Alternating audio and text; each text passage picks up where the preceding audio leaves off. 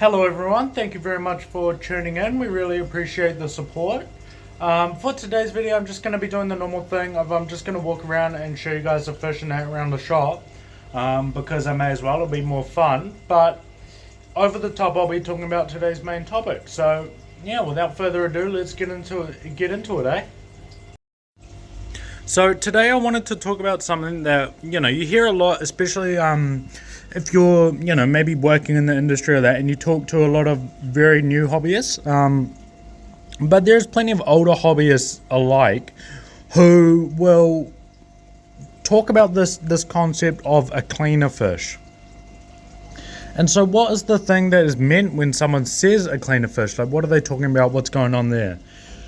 Usually when they're talking about a cleaner fish, they're talking about some kind of catfish or pleco or bristlenose or something like that. Otocinclus maybe is another common one, where kind of the thought is that the fish will do the job of cleaning the tank for you, and you're not going to have to do as much, or you're not going to have to do any sort of cleaning or tidying up after them, because this fish is just going to do everything for you. And unfortunately that is not really the case. There is kind of a way that I like to describe these fish, and they are as, like, they can be like little helpers. Usually what that means is, it depends on the fish, but some of them will like eat dead leaves that you might find in your aquarium from, having some plant dying or something transitioning to their aquatic form or something like that. Or it might be, eating up bits of fish food that the other fish might miss and might get down to the bottom, or they might be eating, maybe they'll be eating a little bit of algae or something that's growing on the plants or that. But it's not really they're not gonna completely stop you having to do maintenance. The way I kind of describe it is they're gonna change your maintenance a little bit, if that makes sense. So when I say they're going to change your maintenance, what exactly do I mean? What is it that I'm talking about? And what I mean is that they might, like, so if we take, the example of like some of those algae eating fish, like your bristlenoses, like your otocinclus, that kind of thing, what they're going to do is, like, they might clean your glass and you won't have to clean your glass as much. But as they're quite famous for, they're going to create a lot of waste in that they're going to go to the toilet a lot and maybe dig up plants, all that kind of thing. And so what that's going to mean is basically that you're going to need to do more water changes. Obviously, it's another fish creating waste in your system. And also that it's going to mean that you're going to need to probably clean out your mechanical filtration a bit more often and a bit more frequently, because they are breaking down that waste and going to the toilet a lot and all that kind of thing. They're going to kind of create more. So I always tell people, like, if you want to do those fish, that's fine, but you're not going to get that benefit from them necessarily. It's going to be a little bit different the way that they are. Of course, there is kind of the main, like, elephant in the room that is, you don't want to get a fish to do your job for you, which I would 100% agree with, and I definitely am a proponent of. I don't think that getting a fish to kind of do your job is gonna be long-term successful. Yes, it might be alright in the short term, but long term you're not gonna really be able to have that much success, and you're gonna struggle.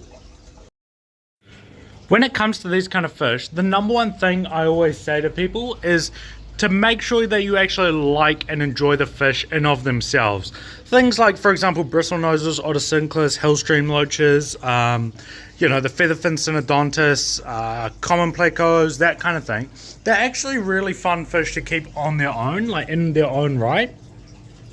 They have very fun behaviors. Maybe, it's one where, like, the kids might like looking for the pleco, or you might find it really interesting how a featherfin swims upside down, that kind of thing. And I think that's the most important part, because you don't want to be relying on having this fish and looking after it and caring for it just because, oh yeah, it's doing a job that is, it's serving a purpose for me.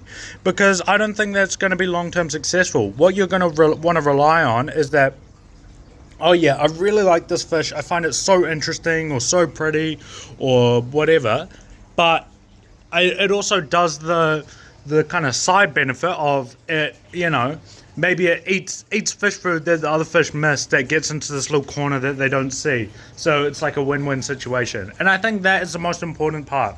We want to focus on those win-win situations where we can get them to look at or to enjoy, and they also do help. I'm not going to say do a job, but help with a job. So that is the most important thing, I think. And I think it is setting up the fish to be happy and setting you up to be more successful in keeping fish in the long, more medium to long term. The thing I don't like about how the whole discourse around the cleaner fish is they are kind of thought of, even subconsciously, as like disposable, because it's like, oh yep, I'll get this fish, it'll do this job for me, and then I'll get rid of it once, it's served its purpose. And that is obviously not going to be great for if we're thinking about these fish as living animals, which of course they are. It would make much more sense to get a fish like say you get a Siamese algae eater, and you just, because you want to watch them all kind of cruise around in their little group like they do. Oh, and they also eat some algae, so that's good. The main problem is also a lot of them are going to sort of stop eating algae as they get bigger. Like take the Siamese algae eater, for example. They'll still eat a bit, but they're not going to eat as much algae when they're bigger as they do when they're smaller. So quite often we get it quite a lot, is we get a lot of Siamese algae eaters surrendered back to us when they get around that 8 to 10 centimeter mark, because basically it's like, oh yeah, I had this in my planted tank and it was eating the algae, but it's stopped now, so like you can rehome a day. And of course we can, and we will, but when you get a fish, it goes back to something we talked about another time, and when we get a fish, we should, I think, be aiming like, I'm going to keep this fish for the fish's entire life, or for my entire life, or whatever. And that, I think, does set us up for a bit better of a care standard, I'm going to say, in terms of looking after these fish and making sure that they are happy long term. Because as I said, these fish do have, they are living things in of themselves. Yes, they might help with algae and making our tank look pretty, and that's great, but I think there needs to be a side benefit, or like oh yeah, that's cool, in as well as their pattern or their behavior or whatever, like depends on the fish. So yeah, I mean, that's kind of, I guess, just something to think about, and something that I really wanted to talk about, because it's something that I see quite a lot, but I don't think there's 100 videos out there about don't get cleaner fish. They're not going to do your job for you. And yes, this might be true, but it's I think kind of misses. Oh, focus.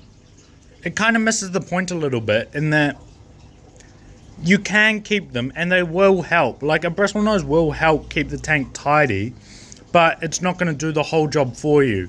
So I think there needs to be that other reason of like, yeah, I really like them and it keeps the tank tidy. Like, for example, I really like ram's horn snails, and they eat dead leaves and stuff. So for me, it's like, oh yeah, that's a win-win situation. What more could you want? And I think that's really what we need to be focusing on, sort of as a hobby as a whole. Because the answer can't be, oh yeah, well, I don't think the answer can be, oh yeah, no one can keep common plecos. Because I love common plecos, because I think they're so cool to look at, and they're so pretty, and they're so fun to watch move around. And they, eat fish food that other fish miss, or they'll help tidy up big bits of algae or something. So it's like a win-win. But ensuring the fish has a good life is the main that's the thing that's a non-negotiable. Well, it should be a non-negotiable for everybody. And I think that really, in the end, is what we should be focusing on. So yeah, that was what I wanted to discuss today. And the thing is, I'd really be interested to hear what you guys have to say.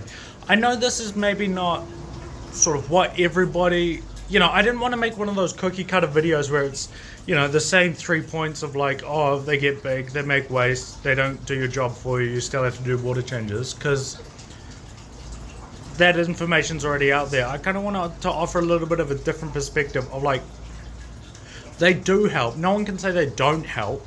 Some help more than others, but that needs to be like a side benefit, in my opinion. So yeah, I hope maybe a bit of a different perspective might promote some thoughts or something for you guys, and let me know what you come up with. Because at the end of the day, who am I to say? I'd love to hear. The more opinions, the better. The more information, the better. There's no wrong way about it, basically. So I'd like to just say thank you guys very much for watching. I really appreciate it. If you haven't already, please make sure to like and subscribe and all that good stuff. It really helps me out. It's free. Check out the new podcast feed as well. I'll leave the upload for this episode pinned in the comments so you can find it. But yeah, subscribe to that if you want to listen to the podcast. It's not just YouTube videos. I do put other stuff, but this one is obviously a YouTube video. Hello, podcast listeners. But yeah, thank you guys very much. I love you all. Fish are cool, and I'll see you later. Bye.